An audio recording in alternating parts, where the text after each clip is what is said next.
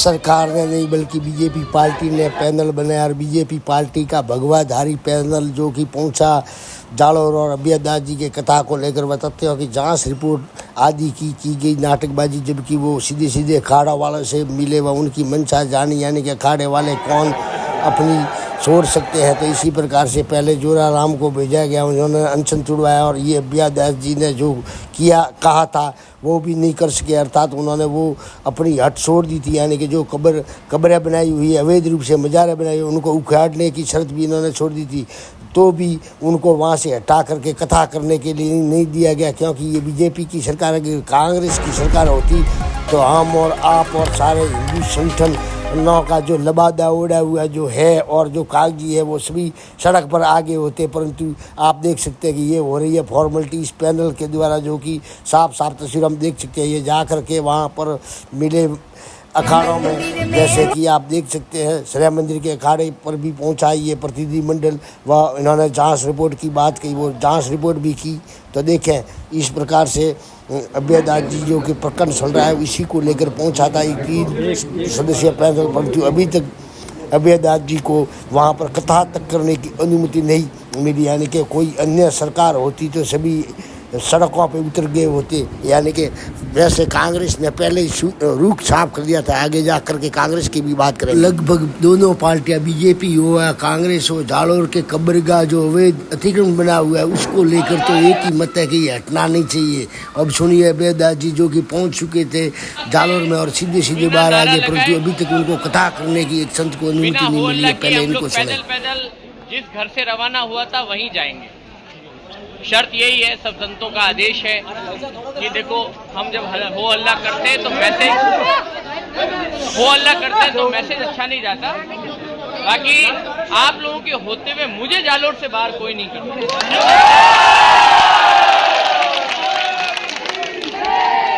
इसलिए आराम से भक्त के घर जाएंगे। कल किस भक्त के घर जाएंगे इसकी घोषणा भी हो जाएगी। अब तो जालोर की गलियों में रोज संकीर्तन होना था। तो देखिए अक्सर देखने में ये नहीं आता है, कांग्रेस की सरकार जब होती है तो किसी संत को कथा करने से रोका जाए, कथा की अनुमति दी जाए, परंतु इस प्रकरण में ये बीजेपी के सरकार के होते हुए देखने में आ रहा है कि यहाँ तक कि जालोर बदर किया जा सकता है। इनको ये तक भी इनके भक्तों को और खुद को भी भय है, तो इसी प्रकार से चुपके से जालोर में घुसे, न कि इनको आने की अनुमति थी, परंतु ये आगे है, परंतु अब कथा करने की अनुमति नहीं है और सिर्फ ये मलकेश्वर मंदिर जा रहे अपने समर्थकों के साथ में। तो सबसे पहले से पैनल पहुंचा जालोर। इससे पहले आप जान लें कि कांग्रेस ने पहले ही अपना रुख साफ कर दिया कि महाराज जी कथा कर सकते हैं, परंतु जो अतिक्रमण है वो नहीं हटाए। इसके बारे में इन्होंने जो कि राय व्यक्त नहीं की, जो कि बीजेपी की तरह ही वो राय लगती है, परंतु इन्होंने साफ कह दिया था कि कथा करें तो उनको कोई दिक्कत नहीं है। परंतु यहाँ पर तो बीजेपी को तो कथा तक से जालोर में करने से भी भारी दिक्कत नजर आ रही है। जैसा कि आप देख सकते हैं कि ये रतन देवासी ने वक्तव्य जारी करके कहा था। तो इसी प्रकार से कांग्रेस का मत सही है, परंतु अब बीजेपी का मत साफ नहीं हुआ है। तो इसी प्रकार से आप देख सकते हैं कि ये प्रकरण इस प्रकार से फंसा हुआ है। और जैसे कि प्रतापपुर जी महाराज व अन्य जो भगवा कह सकते हैं पैनल आया हुआ है, तो उसी वो पैरवी सुन रहा है अखाड़ों की, न कि अभयदास की। तो इसी प्रकार से अब सुने इनको पत्रकारों से बात करते हुए प्रतापपुरी को। असल ने प्रतापपुरी जी ने गोलमोल शब्दों में कहा कि इनके प्रशासन व अन्य लोगों में कुछ मतभेद थे, इसी को लेकर के ये कथा का ये मामला हुआ। सुने खुद उनसे मुझसे। संत अभयदास जी की कथा के संदर्भ में कुछ विसंगतियां पैदा हुई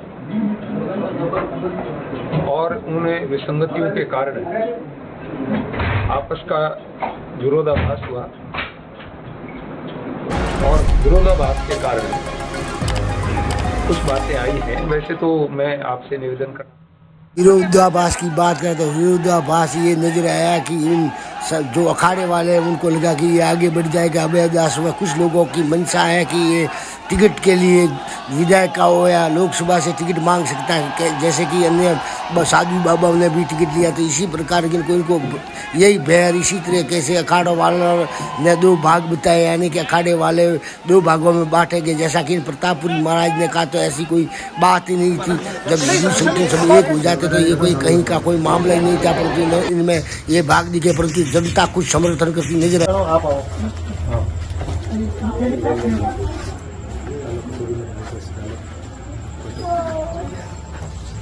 संत क्या है, एक दिन में 5 घर की भिक्षा लेते हैं, तो आज हमने 3 घर से ली है, तो आज हम रुस्तम के घर से। तो जो किन्नर अखाड़े के संत गए थे अभयदास जी की कह सकते हैं समर्थन में, वो अब मुसलमानों से भिक्षा मांग रहे थे। ये है बीजेपी की